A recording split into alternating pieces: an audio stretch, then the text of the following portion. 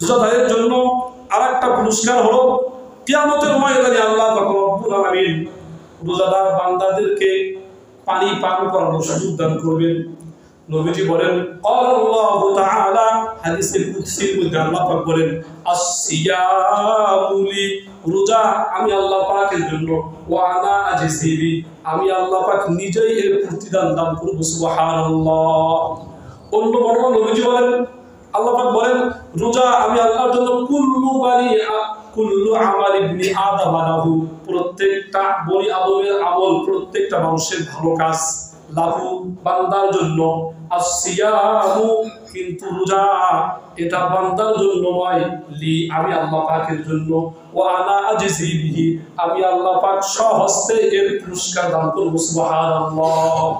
প্রত্যেকটা নামাজ পড়লে সওয়াব কি পরিমাণ হবে, কোরআন তেলাওয়াত করলে কমপক্ষে একটা হরফ তেলাওয়াত করলে 10টি নেকি পাওয়া যায়।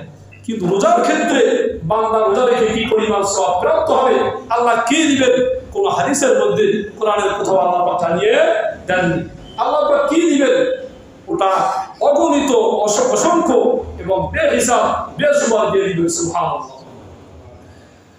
হাদিসের মধ্যে আসছে নবীজি বলেন ফাইন্না লাহুম ইয়াউমাল কিয়ামাতি হাউজান, কিয়ামতের ময়দানে যখন সকল মানুষগুলো পিপাসার্ত হবে, মানুষগুলো পিপাসায় কাতর হয়ে পড়বে, ফাইন্না লাহুম ইয়াউমাল কিয়ামাতি হাউজান, রোজাদারদের জন্য কিয়ামতের ময়দানে পানির এমন একটা হাউজ থাকবে। সুবহানাল্লাহ।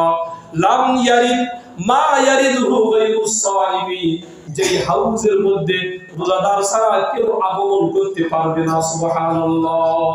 তাহলে কিয়ামতের ময়দানে রোজাদারদের জন্য পানি পান করার জন্য একটা হাউজের কি ব্যবস্থা থাকবে, যেই হাউজের পানি পান করার জন্য গায়রুস সাইম, রোজাদার ছাড়া অন্য কেউ সাহস পাবে না, অন্য কেউ যেতে পারবে না। তার কারণ আল্লাহর বান্দা আল্লাহর জন্য রোজা রেখেছিল, পিপাসায় কাতর হয়েছিল, পিপাসার্ত অবস্থায় আল্লাহ পাককে ভয় করে সে রোজা ভঙ্গ করেনি।